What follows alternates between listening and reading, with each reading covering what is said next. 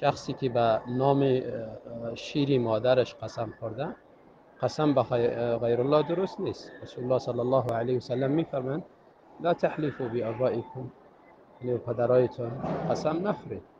و این نوع از قسم شرک است. بعضی شرکی اصغر میگن، اگر در دلش تعظیمی اما محلوف نبوده باشه، اگر تعظیمش بوده باشه با شرک اکبر میشه.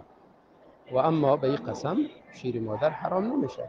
و اصلا بزرگ است شیر مادر، خدای بزرگی هم در یعنی چطور شیر مادر استفاده میکنه؟ خب هر صورت شیر مادر برش حرام نمیشه.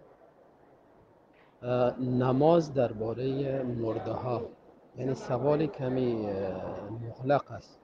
اگر مراد از نماز درباره مرده ها یعنی نماز جنازه باشد، نماز جنازه واضح روشن است که 4 تکبیر است. در تکبیر اول سوره فاتحه خوانده میشه، در تکبیر دوم اللهم صل علی اللهم بارک الله، در تکبیر سوم دعای جنازه اللهم اغفر لحینا و میتنا و دعاهای دیگری که ثابت است.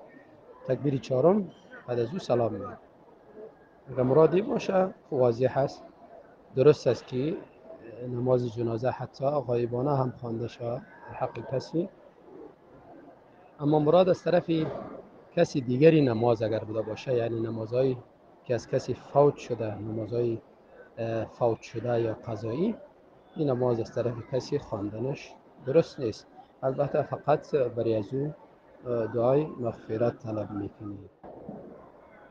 نماز زنا خواندنش در خانه بهتر است. هر جایی که زندگی میکنن برابر است که خانه را از کافر اجاره گرفته و یا خانه شخصی از خودش است، نمازش در خانه بهتر است از مسجد کردن.